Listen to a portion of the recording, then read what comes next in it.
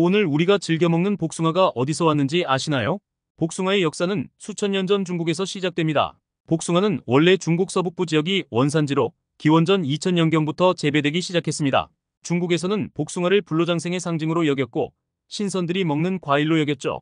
한반도에는 언제 들어왔을까요? 정확한 시기는 불분명하지만 흥미로운 발견이 있습니다. 논산 오강리 유적에서 신석기 시대의 복숭아 핵이 발견되었다고 합니다. 이는 야생 복숭아가 한반도에 자생했을 가능성을 보여주는 중요한 증거입니다.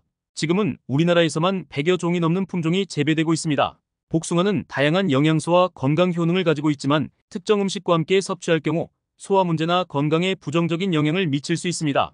그래서 오늘은 복숭아의 효능과 같이 먹으면 좋지 않은 복숭아와 상극인 음식 5가지를 정리해봤습니다. 먼저 복숭아의 주요 효능 5가지를 소개해드릴게요. 1. 항산화 효과. 복숭아는 비타민C와 폴리페놀 같은 항산화 물질이 풍부하여 체내의 유해한 활성산소를 제거하는 데 도움을 줍니다. 활성산소는 세포를 손상시키고 노화를 촉진시키는 원인 중 하나입니다. 복숭아를 섭취함으로써 세포 손상을 방지하고 피부 건강을 유지하며 노화를 늦출 수 있습니다. 또한 항산화 물질은 면역력을 강화시켜 감염과 질병에 대한 저항력을 높여줍니다. 따라서 복숭아는 전반적인 건강 유지에 중요한 역할을 합니다. 2. 소화 개선.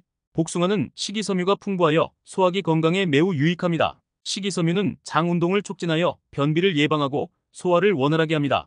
또한 복숭아에 포함된 천연 요소는 소화를 돕고 위장 장애를 완화하는 데 도움을 줍니다.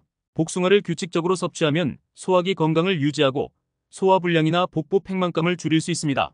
이는 특히 소화기 문제가 자주 발생하는 사람들에게 큰 도움이 됩니다. 3. 심혈관 건강. 복숭아는 칼륨이 풍부하여 혈압을 조절하고 심혈관 건강을 개선하는 데 도움을 줍니다. 칼륨은 나트륨 배출을 촉진하여 혈압을 낮추는 역할을 합니다. 또한 복숭아에 포함된 식이섬유는 콜레스테롤 수치를 낮추는 데 기여합니다. 이는 동맥경화와 같은 심혈관 질환의 위험을 줄여줍니다. 따라서 복숭아를 섭취하면 심장 건강을 유지하고 심혈관 질환 예방에 큰 도움이 됩니다. 4. 피부 건강. 복숭아는 비타민 O와 비타민C가 풍부하여 피부 건강에 매우 유익합니다. 비타민 O는 피부 세포 재생을 촉진하고 피부를 부드럽고 탄력 있게 유지하는 데 도움을 줍니다. 비타민C는 콜라겐 생성을 촉진하여 피부의 탄력을 유지하고 주름을 예방하는 데 기여합니다.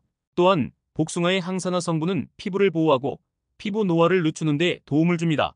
따라서 복숭아를 섭취하면 건강하고 아름다운 피부를 유지할 수 있습니다. 5. 체중 관리. 복숭아는 칼로리가 낮고 식이섬유가 풍부하여 체중 관리에 도움을 줍니다. 식이섬유는 포만감을 오래 유지시켜 과식을 방지하고 체중 증가를 억제하는 데 기여합니다. 또한 복숭아는 천연 당분이 포함되어 있어 단맛을 제공하면서도 혈당 수치를 급격히 올리지 않습니다. 이는 다이어트 중에도 건강하게 단맛을 즐길 수 있게 해줍니다. 따라서 복숭아는 체중 관리와 다이어트에 매우 유익한 과일입니다. 이처럼 복숭아는 다양한 효능을 가지고 있습니다. 하지만 복숭아와 함께 먹으면 안 좋은 음식들도 있는데요.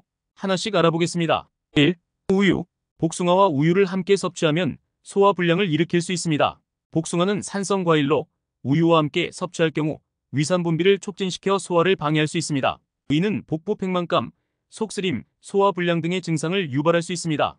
따라서 복숭아를 먹은 후에는 우유를 피하는 것이 좋습니다. 소화가 잘 되지 않는 사람들에게 특히 주의가 필요합니다. 2.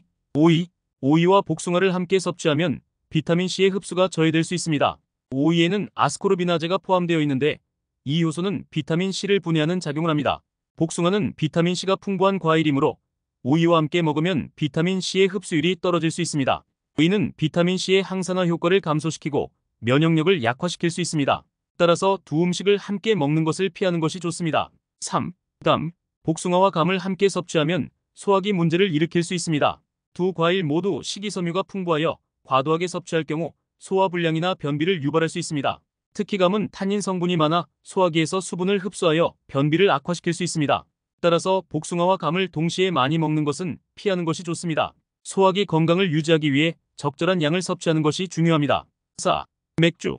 복숭아와 맥주를 함께 섭취하면 소화기 문제를 일으킬 수 있습니다. 맥주는 알코올이 포함된 음료로 복숭아와 함께 섭취할 경우 위산 분비를 촉진시켜 소화를 방해할 수 있습니다. 이는 복부 팽만감, 속쓰림, 소화불량 등의 증상을 유발할 수 있습니다. 또한 알코올은 체내에서 수분을 배출시키는 작용을 하여 탈수 증상을 악화시킬 수 있습니다. 따라서 복숭아를 먹은 후에는 맥주를 피하는 것이 좋습니다. 5. 고구마. 복숭아와 고구마를 함께 섭취하면 소화기 문제를 일으킬 수 있습니다. 고구마는 복숭아와 마찬가지로 식이섬유가 풍부하여 과도하게 섭취할 경우 소화 불량이나 변비를 유발할 수 있습니다. 특히 고구마는 소화가 느리게 되는 경향이 있어 복숭아와 함께 먹으면 소화가 더 어려워질 수 있습니다. 따라서 두 음식을 동시에 많이 먹는 것은 피하는 것이 좋습니다. 소화기 건강을 위해 적절한 양을 섭취하는 것이 중요합니다.